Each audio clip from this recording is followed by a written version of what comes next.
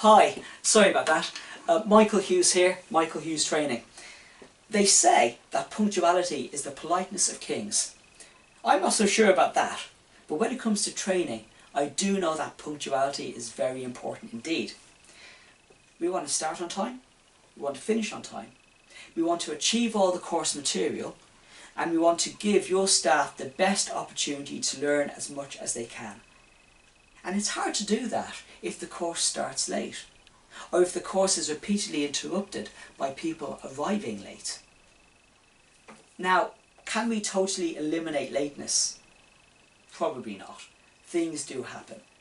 But there's a lot that we can do to reduce lateness and promote punctuality. Number one, agree a sensible and achievable start time for your training. So, if say you want me to start at 1 o'clock, but the handover doesn't end till 1 o'clock, or the drug round doesn't end till 1 o'clock, or the meal time doesn't end till 1 o'clock, then if any of those things overrun, people will probably be late. If people need to use the toilet or have a drink after any of those things, then people will probably be late. So I would recommend a 15-minute gap between key activities and training. It gives people a chance, it gives people a little bit of leeway if there's an overrunning or if they need the loo. Number two, make sure everybody knows when the training is happening. This may seem like a really obvious thing, but sometimes people are a bit disorganised. You've got a poster on the wall, you've got a poster in the staff room, fantastic. You might send people a letter or an email or a text, very good. I know one home that will actually send out a follow-up text. So the day before the training is happening, they get a reminder saying, you've got training tomorrow at this time, please confirm you'll be there. Now that may seem like overkill, but that home enjoys a very high level of punctuality because the staff know it's expected. In terms of time, I would also suggest that you're honest. If we're starting at 9:30, don't tell people 9 o'clock. Now I know the logic. You know that your staff aren't the best when it comes to timekeeping, and you're thinking, well, if we tell them 9, then they should be there by 9:30. But what happens is that some people will be there at 9. You might even get 1 or 2 really keen people who've been there since 8:30. And at 8:30 I'm just walking in the door. At 9 o'clock I'm setting up the room. I'm not ready to begin.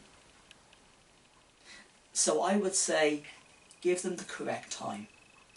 If you want to, tell them to be there 10 minutes beforehand for registration. So 9:30 start, 9:20 registration. If you play this double bluff game with people, they know it. And then they're in a world where they don't know what's true. Stick to the truth. Turn latecomers away. I don't mean somebody who's 30 seconds late, or maybe even 2 minutes or 5 minutes late. But if you have people arriving significantly late, then those people shouldn't be allowed in.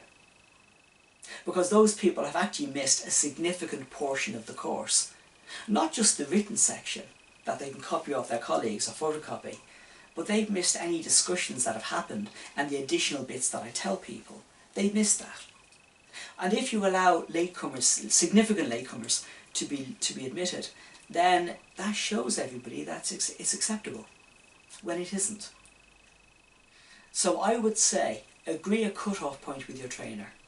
It may be 10 minutes or 20 minutes or 15 minutes, but agree a cut-off point beyond which that person should not be admitted to the training, unless the circumstances are very, very special indeed.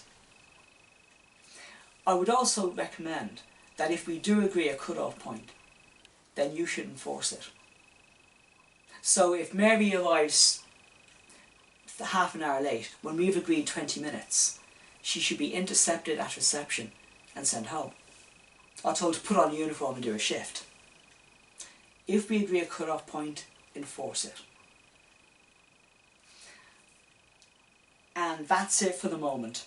Okay, so I'm going to leave it right there. 3 things. Number 1, schedule your training for an achievable start time. Number 2, make sure everybody knows the time when it starts and be honest. And number 3, Agree a cut-off point with your trainer and turn latecomers away. So those are 3 things that will help reduce your levels of lateness for training and promote punctuality. This video will be followed up by another one, so please stay tuned for that. My name is Michael Hughes. Thank you for watching. I hope it's been useful. If you want to email me, my address is info@michaelhughestraining.com. In the meantime, please subscribe and check out my other videos. Keep up the good work.